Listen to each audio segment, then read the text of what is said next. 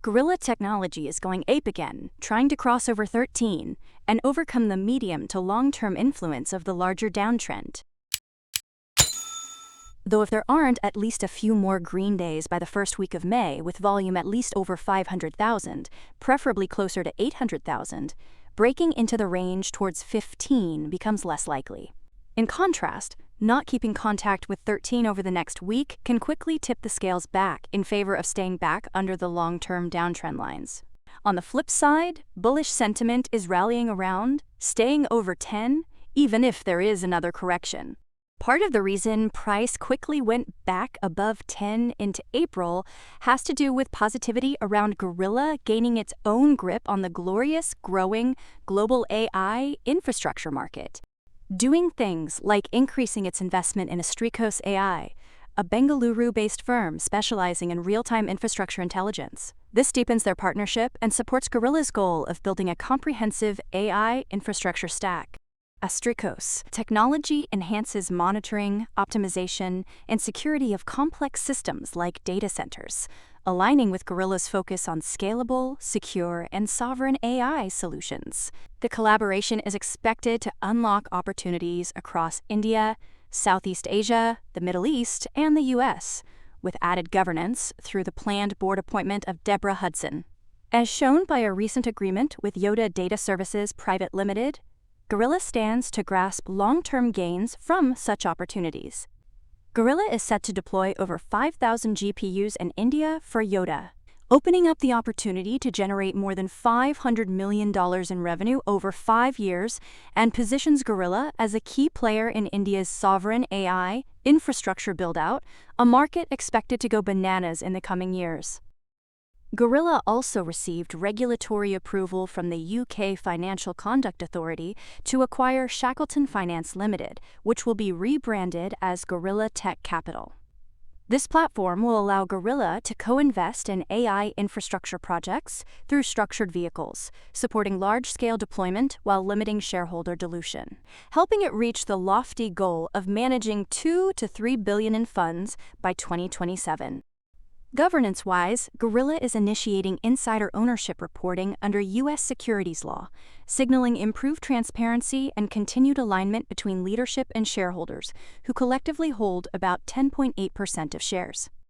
Alongside that, Guerilla reported growing momentum with new project wins and expansion into key Asian markets like Taiwan, prompting positive perspectives that see the established downtrend eventually subsiding once concrete revenue starts rolling in.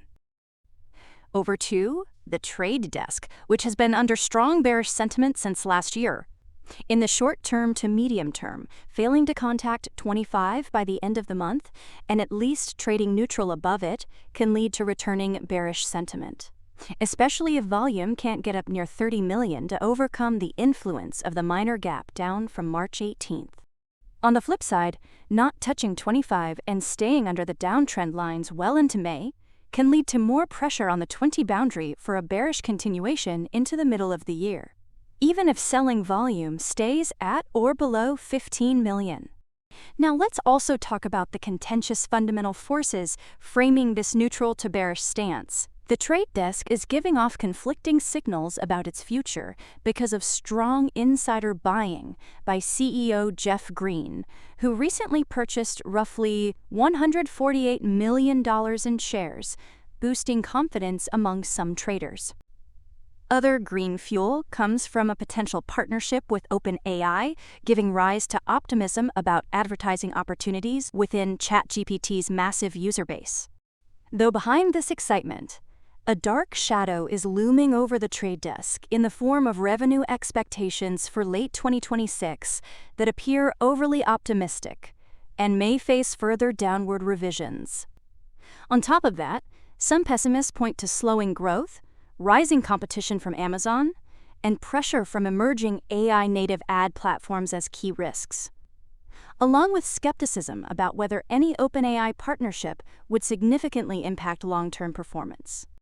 Other concerns relate to scrutiny over advertising fees, potential margin compression, and internal challenges such as management turnover and high stock-based compensation. Legal uncertainty has also emerged, with Halper Sadeh LLC investigating whether company insiders breached fiduciary duties.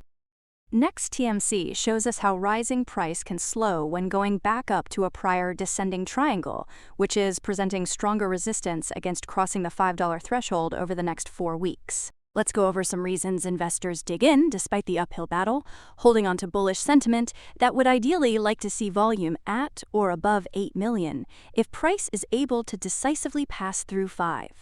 In the grand scheme of things, TMC's potential lies in its part in securing domestic battery metal supply chains and advancing deep-sea mining. It recently submitted a massive, decade-long environmental dataset from its subsidiaries NORI and TOML to the International Seabed Authority's Deep Data Platform. This dataset includes thousands of equipment deployments, environmental samples, and tens of thousands of biological and geochemical records from the Clarion-Clipperton Zone, forming one of the most comprehensive deep ocean research efforts ever conducted. The data, supported by over $250 million in investment and dozens of peer-reviewed studies, is being made publicly available and is intended to address environmental concerns while reducing impact from newer mining technologies.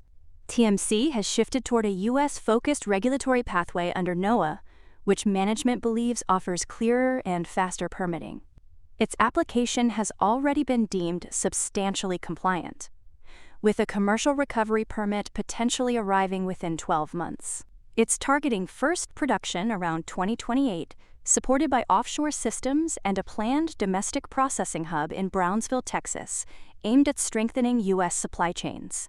So while TMC reported a Q4 2025 net loss of $40.4 million, it still garners support, especially since it maintains over $117 million in cash and expects sufficient liquidity for at least a year.